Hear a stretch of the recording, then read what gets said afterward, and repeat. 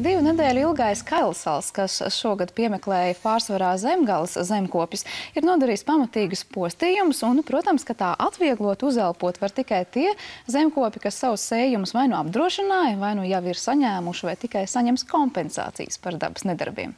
Rosība tirgū pie stādu stendiem liecina par to, ka izsilušo flokšu un īrisu dobas vēlamies aizpildīt ar kaut ko jaunu un tādu neredzētu. Un, lai nu būtu tā, ka kaimiņš pilnīgs zaļš no skaldības paliek, ieraugot to ķirbu, kas jums izaugs.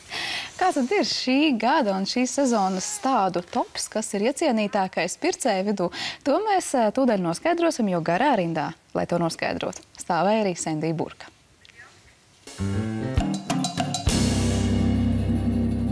Aizvadītā ziema, lai arī bija diezgan silta, tomēr dārziem nelabvēlīga. Straujais Kailsals pabeidz daudz posta darbu, tāpēc šodien jāsteidz atjaunot tukšās vietas dārzā un arī jāskatās varbūt pēc kā jauna, vēl nebijuša un interesanta. Katru pavasari ļaudis dalās divās lielās grupās. Tajos, kam patīk rušināties pa zemi un iekopt dārzu, un tajos, kas pirmās zemenes gurtus un tomātus pērk tirgū. Nav drošu ziņu, cik tieši ir vienu vai otru, jo socioloģisko datu aptaujas par šo jautājumu nav veiktas. Tomēr, vērojot pircēju aktivitāti, šķiet, ka dārzu mīļu ir vairāk. Cilvēki vēlās tomēr paši audzēt un ēst no sava dārza audzētu augli, jo nav uzticības tam, ko pērk. Tāpat arī nav uzticības tam, kā tiek audzēts tas, ko pērk. Līdzās gurķiem, baklažāniem, ķirbijiem un garšvielām vislielākajā cieņā ir tomātu stādi. Ir gan tradicionālas un pārbaudītas šķirnes, gan jaunas, vēl neredzētas. Tomēr lielākoties tomātam jābūt lielam un sarkanam. Ko šodien iegādājāties, vai bija kaut kas jauns arī? Jā, diezgan daudz jauni, ko es iepriekš nebiju. Es šoreiz uzticējos, jo es nezināju. Māzes groziņš. Ir cilvēki, kuriem siltumnīca ir raibu raibās un visdažādākajās krāsās un augļu formās. Tur ieejot iekšā var apmulst pilnīgi. Tagad ļoti liela interese ir pa zilajiem tomātiem cilvēkiem, jo mums kolekcijā viņi ir parādījušies šie zilie tomāti, bet mums viņu pārdošanā vēl nav.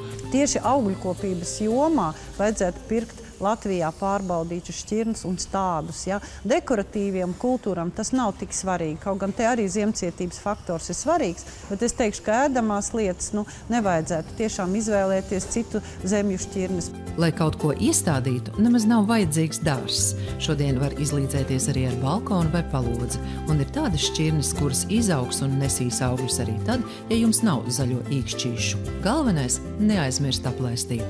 Sprīdītis, piemēram, ir istabas balkona tomātīši, kurš izaugs gandrīz jebkādos apstākļos. Mēs viņus esam paši stādījuši zem kokiem puķu dobēs, kur ir spējīgi augt tikai diezgan tādi noturīgi augi.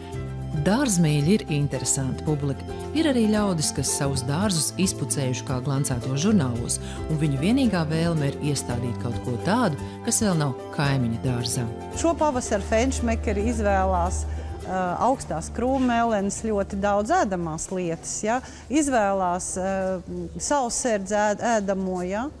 Ļoti moderna kultūra, izvēlās goji ogas, ja? Ļoti modernas, mēs viņas tagad ēdam, daudz uzturspeciālisti iesaka kornus māsa kizils, arī ļoti populāra kultūra. Šī pavasarī ir ļoti pieprasīti flokši, mārtiņrozes. Ar vārdu sakot, tas, no kā cieta šī ziemas dēļ floks izsaluši masveidā, mārtiņrozītes ļoti meklē. Ir daļa, kas grib jaunas šķirnes, uz tādām kā man, piemēram, viss no veciem laikiem virsū neskatās. Es gribu iekopt kreisā pusītē piebraucamā ceļā, teiksim, dobi saulainā vietiņā un atbrauc pakonsultēties ar speciālistiem un pie reizes iegādāties stādus. Skaidrs ir viens, ka mums joprojām ir vajadzīgs savs stūrītes un kaktīšu zemes, kur izaudzēt pašām savu gurķu, tomātu vai puķi, un stādīšanas un audzēšanas prieku mums nespēja atņemt ne sausums, ne Lietavas, ne arī Kailsals. Lai labi aug!